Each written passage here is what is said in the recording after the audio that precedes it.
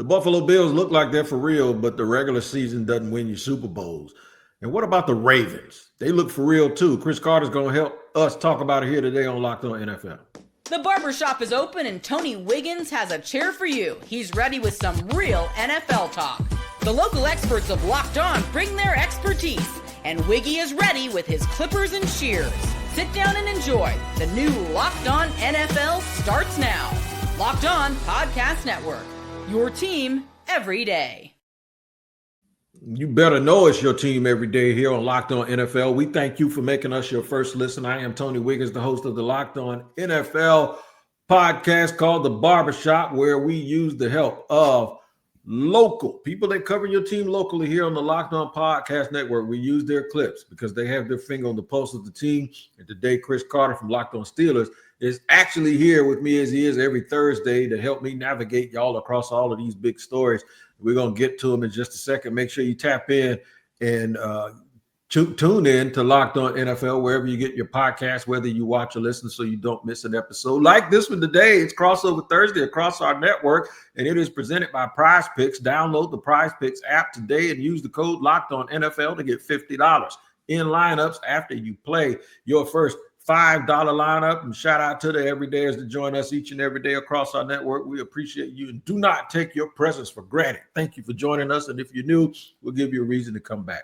Here's what we're going to do. Thursday night football rundown and preview in segment 3. In the middle of the show, are the Ravens truly back after 2 wins and an impressive showing by Lamar Jackson? We're going to start, though, with the Buffalo Bills, who won a game last week. I did not think they were going to win because of the way they have been playing and the way the Chiefs have been playing. But they did now what they have done, I believe, 4 or 5 times in a row and beat the Chiefs in the regular season. But that doesn't mean a thing. You got to do it in the playoffs, and you got to do it when it counts. Chris Carter's here to help me navigate through that and find out. I'm going to get his opinion right now. Chris, tell me, what do you think about the Buffalo Bills? How impressed were you with that game the other day, and can they keep going? Look, I think the Bills deserve credit for handling the Chiefs the way they did. They controlled a lot of that game, and the Chiefs fought back. But these are 2 good football teams. But this back and forth is going to happen, man. You look at the history of this game, the history of this series. Listen to this, dating back to October 10th, 2021. The Bills beat the Chiefs 38-20. The Chiefs beat the Bills in the playoffs 42-36 in overtime. I believe that was the 12-second game. Then the Bills beat the Chiefs in Kansas City in the regular season. And then in 2022, they don't play each other that postseason. But then the Chiefs beat the Bills right back in 2023 in December. And then the Bills the Bills beat them twice in the regular season. But then again, playoffs came, the Chiefs win again. And then they play again in the regular season. Bills beat the Chiefs. Then last year, again in the postseason, the Chiefs beat the Bills. The Bills have been dominating the Chiefs in the regular season, as you said, each time. But every time they go to the postseason, something happens, and Patrick Mahomes does his thing. And I keep bringing it. We brought this up for weeks, brought this up for months, brought this up for years now. Since 2017, the 3 quarterbacks who have represented the AFC in the Super Bowl are Tom Brady, Patrick Mahomes, and one-time Joe Burrow. Yep. And that's remarkable considering you've had Lamar Jackson, Josh Allen, and a number of other talented guys. I did Crossover Thursday this week with Justin Herbert and the guys that Locked On Chargers. Didn't do it with Justin Herbert, but the Chargers, and it's kind of crazy that you can't even talk about Justin Herbert because of all the other superstar talented quarterbacks in the AFC who just can't get a look right now because there's so much talent at the top. And so, am I impressed? Sure. And I'm always impressed. I never dismiss good playing football because football is such a week-to-week league, and you need to acknowledge good play when it's there. But Bills fans are gonna be pulling their hairs out like they did when they lost 4 straight Super Bowls if they go in and they lose again to the Chiefs in the playoffs this year. Yeah, man. You know what? These quarterbacks have to, everybody's looking for the next Tom Brady or Pat Mahomes. It's okay to be Peyton Manning and Ben Roethlisberger. And what I mean by that is right when there's another quarterback doing his dynasty thing, Ben got him too. Yeah. Peyton got him too. And it solidified who they were career-wise, but it also gave their fan bases what they need. I'm glad you brought that up because you mentioned Lamar Jackson and you mentioned the 2 guys that are really there on the edge of it, Lamar Jackson and Josh Allen. The difference is only one of those guys gets credit for not winning the big game, and the other guy hasn't won it either. Very true. That is very true. Here's my man Joe Marino, though. Joe doesn't think that they quite did enough at the trade deadline, like the team we're going to talk about after them. Check out Joe Marino from Locked On Bills. I didn't need the Bills to sell the farm for Brian Thomas. I didn't need the Bills to risk it all for Chris Olave. But you had two players at the receiver position that were traded that I think would have represented significant upgrades to Keon Coleman.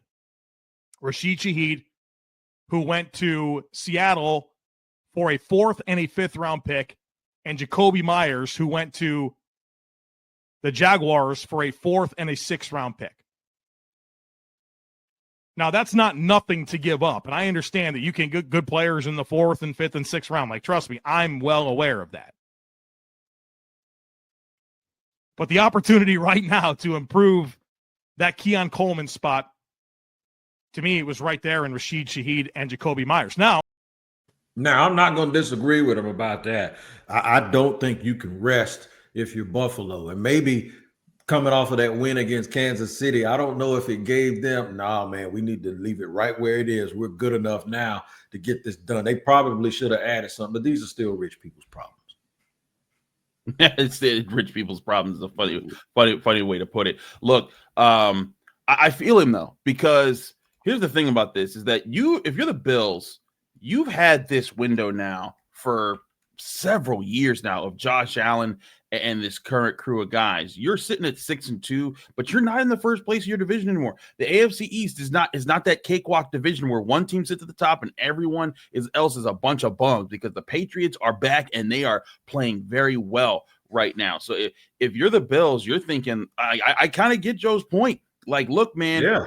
I'm impressed, but they've won 11 or more games for 6 straight years. Wow. And they've been to the conference championship game twice, and they've lost both times. And so even if they get back to 11-6 or 13-4, because it's been 11 wins and 13 wins, it's been either or going back to all the way back to 2020.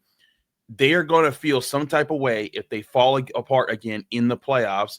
And it's going to feel again like the Four Falls of Buffalo, man. Because they keep losing to the Chiefs. In fact, let me go back to that history, right? So you got the 2025 playoff loss to the Chiefs. You got the 2024 playoff loss to the Chiefs. You got the 2022 playoff loss to the Chiefs. And you got the 2021 playoff. You've already lost to the Chiefs, 4 times in the playoffs at this point? So if you lose to them a 5th this year, it's gonna be just so much PTSD going on in Buffalo, and there's already a lot of that going around. I have a lot of friends who are Bills fans who just feel traumatized. It was back before they even had Josh Allen. There was one time I was hanging out at a Bills bar in Pittsburgh. Shout out Buffalo Blues, rest in peace. But I was with Bills fans, and they were up on Tom Brady's Patriots by 21, with 10 minutes to go in the game. And I was like, you guys are going to do it. And they were like, no, he said the thing, don't say the thing. And then they lost by 3 at the last second. And everyone in the bar was just like, this looking guy dead, looking dead at you, right? You like you didn't know what was going on around you. I didn't know the rule. They said don't say anything good about the Bills in the fourth quarter. And so this is trauma that goes back beyond just Josh Allen and Sean McDermott. This is trauma built in for decades in Buffalo. So do they have the talent to do it? Sure. Could they have added more? Possibly. I think the Bills are also trying to keep adding, in the draft so that they can keep building a roster that does keep extending their window. But certainly I get Joe's concern that you wanted to add something so that you can make this year finally be a year that you push through and at least get to the Super Bowl. Yeah, I think some of it is too that they don't think the Chiefs are quite the Chiefs. They're a little bit older in certain spots. And I think they feel like, okay, we can beat them. And I love the sense of self-belief. By the way, I will give you this. Josh Allen in all of those playoff games, he was never, and I'm not saying Lamar Jackson was the reason that they lost. He wasn't. Josh Allen played lights out a couple of those games, and they still lost. Lamar wasn't quite at his best early, and then he wasn't the reason that they lost. It was drop passes, but still, you get in those big games, you can't make mistakes, because if you do, people will hold them against you. We're going to talk about their contemporary in the NFC, the Philadelphia Eagles. We'll do that more in just a second here on Locked On NFL. All right, today's show sponsored and brought to you by Mizzen in Maine. Looking good is what it's all about, man. If you look good, you feel good. The problem is that most dress clothes only check one of those boxes. I'll let you figure out which one it is. They look sharp, but feel stiff, hot, and high maintenance. That's where Mizzen in Maine comes in. And listen, I'm a big guy, man. I can't be having all of these bad stitches in places that they shouldn't be. Mizzen in Maine makes sure their classic menswear has the performance fabrics. It is so effortless to look sharp and feel comfortable simultaneously. They actually invented the performance fabric dress shirt over 10 years ago, and they've perfected it ever since. You got a little bit of extra girth. The last thing you need is something that's getting on your nerves. And Mizzen and Maine makes sure that you are absolutely comfortable. And right now, Mizzen and Maine is offering our listeners 20% off your first purchase at mizzenandmaine.com with the promo code LOCKEDONNFL20. That's Mizzen. I'm going to spell it for you. Mizzen and Maine, MAIN.com. Promo code LOCKEDONNFL20 for 20% off. If you'd rather shop in person, you can find Mizzen and Maine stores in select states. And today's show is sponsored and brought to you by our show sponsor today. That is Prize Picks. You and I make decisions every day, but on Prize Picks, being right can get you paid. Don't miss any of the excitement of this sports season. Whether you're following the NBA, NFL, or both, there's no better time to jump in on the action. If you haven't tried it yet, Prize Picks is the simplest way to play. Just pick more or less on at least two players' stats, and if you get them right, you win. It takes less than 60 seconds to make your lineup, and you can play anywhere Prize Picks operates, including California, Texas, and Georgia. I'll tell you right now, man, you better watch Saquon Barkley if he play or more. I'd always go more with Saquon Barkley. Download the Prize Picks app today and use the code LOCKEDONNFL to get $50 in lineups after you play your first $5 lineup. That code again is LOCKEDONNFL for $50 in lineups after you play your first $5 lineup. Prize Picks, it is good to be right.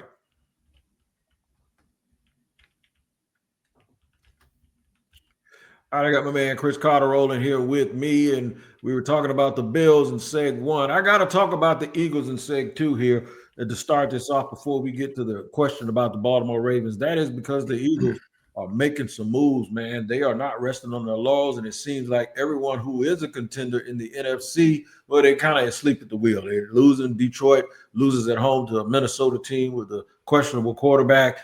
Green Bay loses at home to Carolina, a team with a questionable whole bunch of stuff, and the Eagles just keep ticking along. They made some moves at the trade deadline. Here's Lou DiBiase. He's going to tell you all about it on Locked On Eagles. Everybody is going to play to a degree. I think there will be a main 3 to 4 guys that play, and then there's a fifth one sprinkled in. I still think Nolan Smith should be featured as your number one edge rusher when he comes back. I think he's the most dependable player at this position against the run. I thought his pass rushing ability through those first 4 games of the year before he was placed on IR was very underrated. I think Nolan is your go-to player at that spot. And then I think it's kind of like 2A, 2B between Jalen Phillips and Jalen Hunt. Like, obviously, Phillips is the veteran, the first-round talent, the more proven pedigree between the two, has more sacks this year, has a better, pressure percentage, win rate. Like, Phillips will be the 2A. But Jalen Hunt, again, he's the future at this position opposite Nolan Smith. And he's been getting better and better every single week.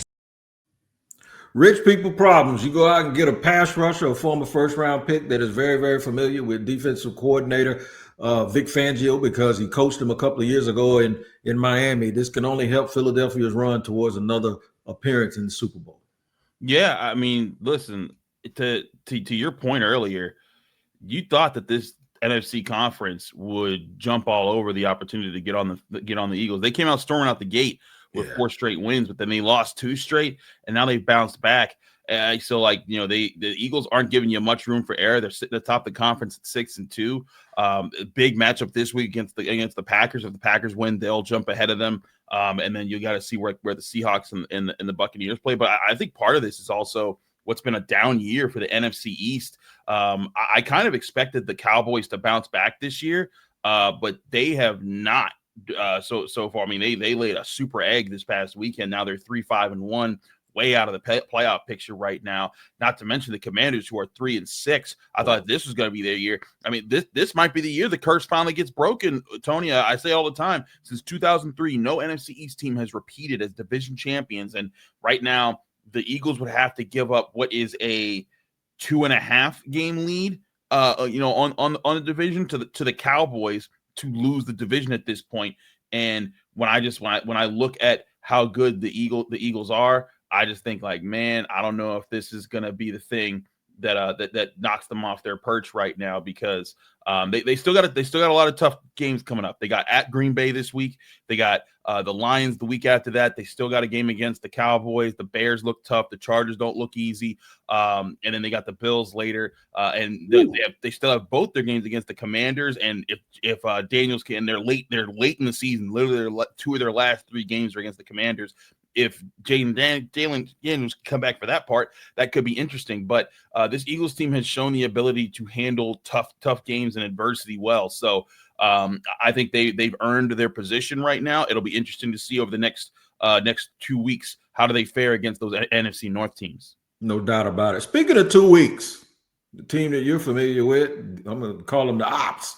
The Baltimore Ravens, the last couple of weeks have looked good. They really looked good last week when Lamar Jackson came back and let everybody know he was back by throwing for 4 touchdowns in prime time. The question is, have they actually turned the corner, and did they do enough of the trade deadline to help them? A former Raven doesn't necessarily believe that's the case. Here's Locked On Ravens. I think we're going to hear from Quadra Ismail. Leaving with just Draymond Jones and Lohi Gilman, while solid players on their own, as a whole, I don't think plug up enough of the holes that Baltimore still has to deal with. And that's the thing. I think that's the calculated risk of, well, we need to win now versus trying to guesstimate what winning looks like later. I don't want to guesstimate what winning looks like later. I want to know now. I want to be in that position now where, we talk about like this, what this team is built for. Okay, well, did you really build it then? I mean, is it one of those scenarios where, you outthink yourself because your philosophy when you got a player and you got the draft capital to get him, like that to me is where I guess it's a little bit of a head scratcher. What are you really doing? What are you really trying to accomplish? The further you get away from Ozzie Newsome having his hand on that franchise, you just start to get these questions, because you never heard team building questions about Baltimore. Now you're starting to get it. You think they did enough? Listen, I think the Ravens were always going to fight back this season. I said for weeks, over a month, when they were hitting that stretch where they were losing 4 straight games, I just thought that, hey, they're going to bounce back. Like this is a good Ravens team, a roster that they have assembled. But they need to. They're not out of it yet. It's not just going to happen overnight. It's not just going to happen just because they think it. They have to follow through on it.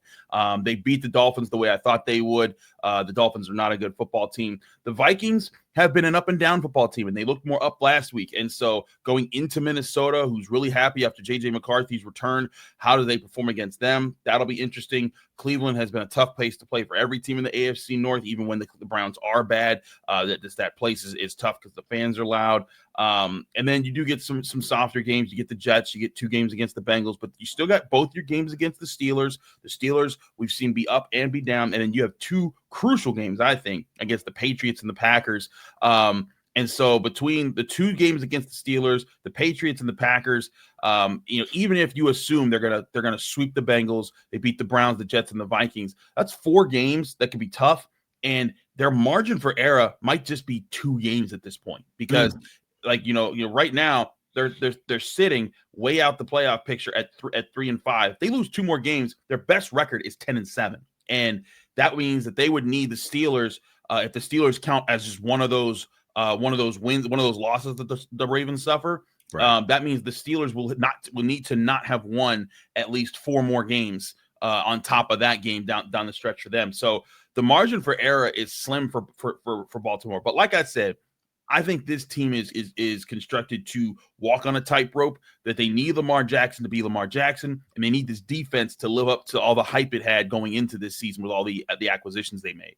No doubt about that. We're going to talk about another team that plays a critical game since we're talking about the playoffs, the Denver Broncos. They play a game that they should win, but it's the NFL. You never know. That's the Thursday Night Football preview. And then a look at Sauce Gardner going to the Colts, a team that Chris saw firsthand in Pittsburgh last week. We'll get a little bit of information from the Steelers as well. We'll do that in just a second here on Locked On NFL.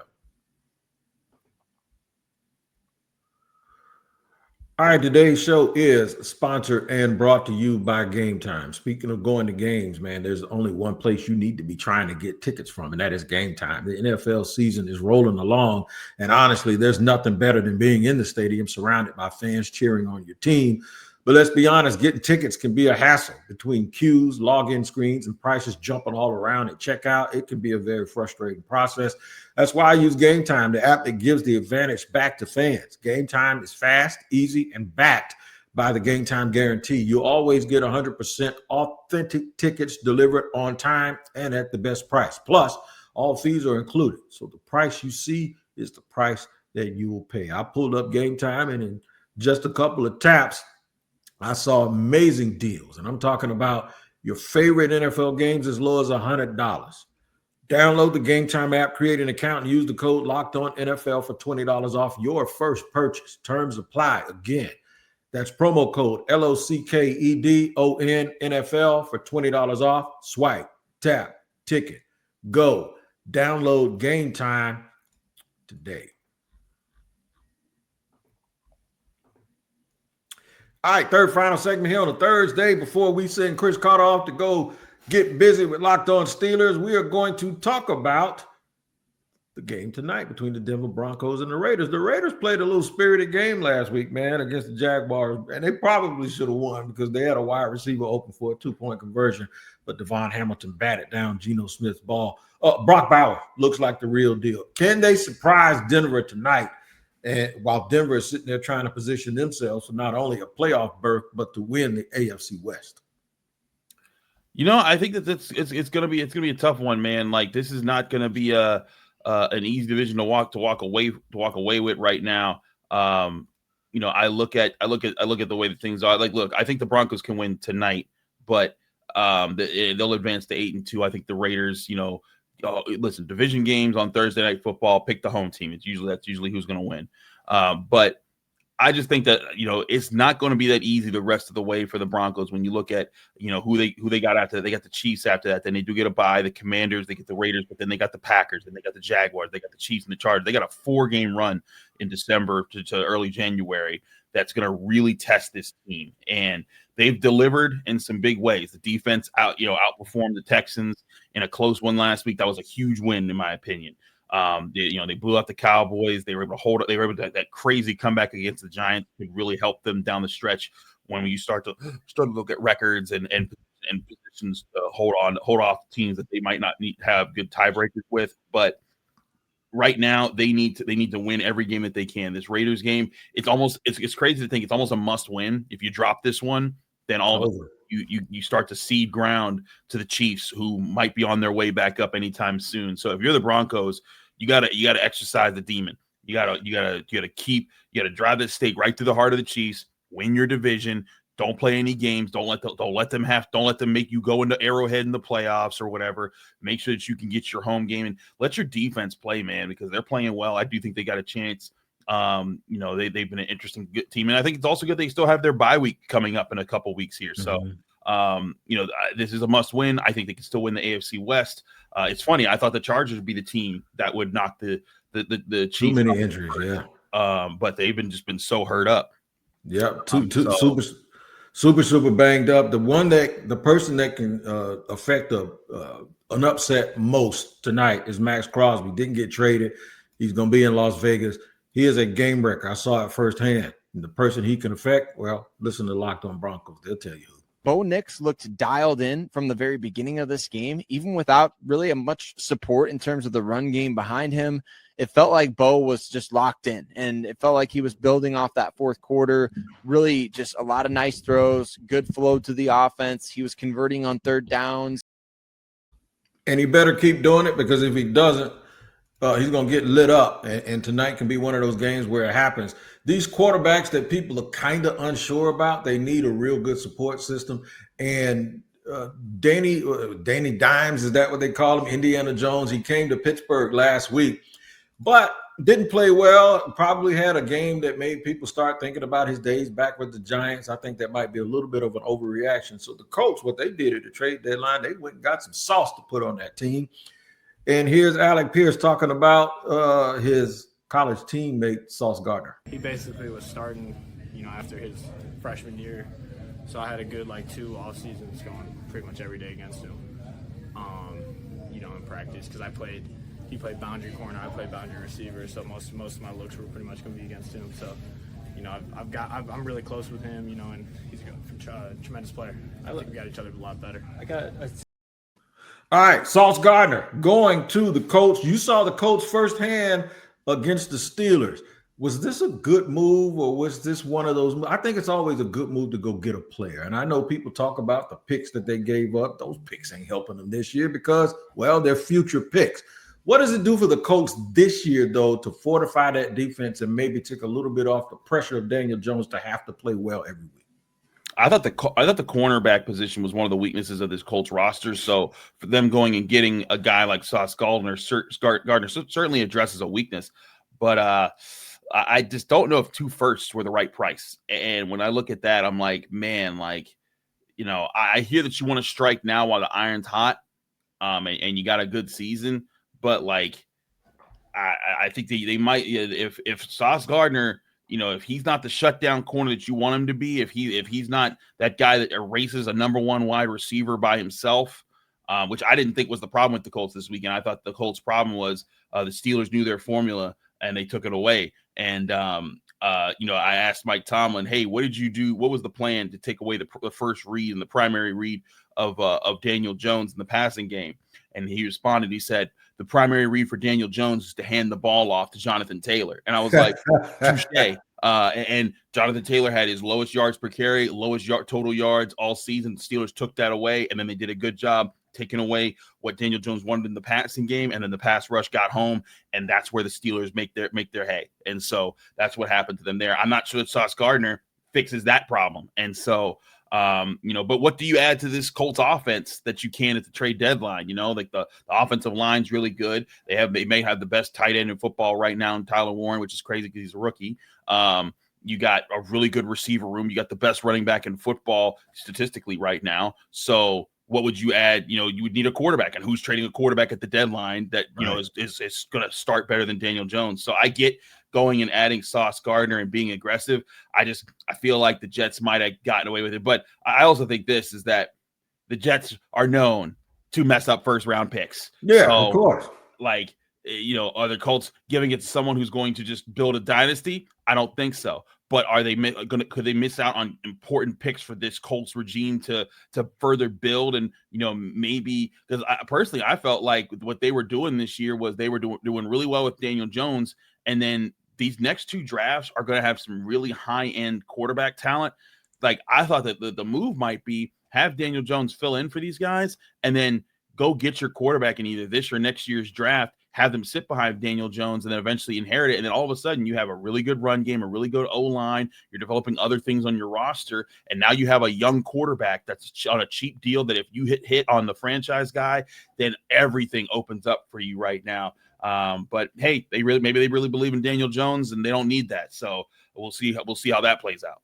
A lot of people said that teams that needed a quarterback in the future needed to trade for Anthony Richardson. Maybe their goal is, okay, we're going to sit him down for a couple of years and do what other people said that they needed to do. And, we got our own young guy in house that we tried to play too early. So let's fix him up. Maybe that's what they're doing. Real quick, we mentioned Sauce Gardner getting traded. It's very similar to the Jalen Ramsey trade. Jalen Ramsey's now in Pittsburgh, went to free safety. Looked good to me last week. And people talking about it was a 1-score game with 6 turnovers. Man, tell the people what happened. Pittsburgh dominated that game last week. Yeah, I mean, the Steelers were up 17 points, 4 minutes to go. Then they backed off and went in prevent. And then the Colts got a touchdown. And then the Steelers just handed them the ball back with a couple minutes left. And they kicked a field goal with from 50 yards out, 9 seconds. And so like that, like it was a 10-point game and they were like, let's just get 3 and hope for the onside kick. They did not get the onside kick. It was a lot of garbage time points, but the Steelers took away what the Colts did. I mean, like, I don't know if anyone out there, if you guys are believers in like the efficiency numbers that people do in the NFL, like expected points and expected points per play and expected points added and all that kind of stuff. But like, if you believe in like the expected points added statistic, the Colts offense going into this game had an expected points added of 0.24 points per play or whatever. And that is the highest rate since they started tracking that statistic 4 or 5 years ago of any offense in the NFL. And that includes the Chiefs, that includes the Ravens, that includes the Bills. They were on an insane efficiency rate, and the Steelers dismantled it with the turnovers that they created and the way that they set things up to the point where, like, hey, we'll give you these points at the end of the game because they will not matter. And, you know, you can pad your stats all you want. You got your butt kicked. And the question for the Colts will be, have the Steelers exposed the blueprint? Just take away Jonathan Taylor and force Daniel Jones to beat you. And could that be the factor that gets you over the team that had a really efficient offense? I don't know if it's going to be that simple because the Steelers do have a talented defense, albeit they've underperformed, I think, a lot of times this year, but they do have a talented defense. But I thought the Steelers showed the NFL that, like, hey, maybe there's something there. Jalen Ramsey moved back to safety. The Steelers flipped from doing a lot of 1 high safety looks to like mixing up a lot more 2 high safety looks into there, and that allowed their other cornerbacks like Joey Porter Jr., Brandon Echols, Darius Slade to be a little bit more aggressive and underneath coverage, as well as the off-ball linebackers. You saw Peyton Wilson jump a pass for an interception. You saw him tip another pass that got intercepted. You saw Joey Porter get an interception. All of a sudden, and then when you're doing all that, you're taking away more of those quick reads. And when you're taking more of those quick reads, all of a sudden, TJ Watt gets the sack. Pass rush. Yep. Alex Highsmith gets 2 sacks and a strip fumble. You know, they had, I think they had 5 sacks altogether on the day. So, the Steelers defense, if this is the kickstarting of them finding the formula that lets them be a better defense, that right now they rank 21st in the NFL in scoring. But if this is the kickstarter of them figuring themselves out, I'd be very nervous being an offense playing them this week. And, you know, I talked to the Locked On Chargers guys for Crossover Thursday. And, you know, one thing they were concerned because, like, look, Joe Alt and Rashawn Slater are out for the season, and now you got to face this pass rush that's really kicking off of a good win over the Colts. Can they protect Justin Herbert? That'll be a big game this weekend. And if the Steelers can, you know, hit a high, they can they can, you know, play well against the Chargers, get them. They get a Bengals team that they want revenge on, an interesting Bears team. They could build themselves up a runway to get to the rest of the season where they have some really huge matchup. The Bills, 2 games against the Ravens. You got a game at the Lions, a game at the Browns. Like we said, is a tough place to play. The Steelers are right in the mix of things. I think it's a beautiful playoff picture right now for the entire AFC. And when I say beautiful, I mean that because I think that there's a lot of teams well in play that are going to be. I mean, if the playoffs were to start right now, the Chiefs wouldn't be in it. That's how competitive it is right now. And I think when you see that many good teams battling it out, it makes for a fun stretch down into the playoffs. It does. It's something to watch. We're going to have to check it out. Make sure y'all check out the action tonight, Broncos and Raiders, because Tyler Rowland will have you early in the morning on Locked On NFL in the morning, and he's going to hit you upside the head with all of the big facts from last night's game, and we'll slide back through tomorrow in the barbershop with Matt Williamson. I double dip in Pittsburgh on Thursdays and Fridays. That's what we do. We don't take your time for granted. We appreciate y'all spending a little bit over 33 and a half minutes with us today. Chris going to go get busy, and I'm going to do the same. Thank y'all for tuning in to Locked On NFL. We'll see you next time on the show.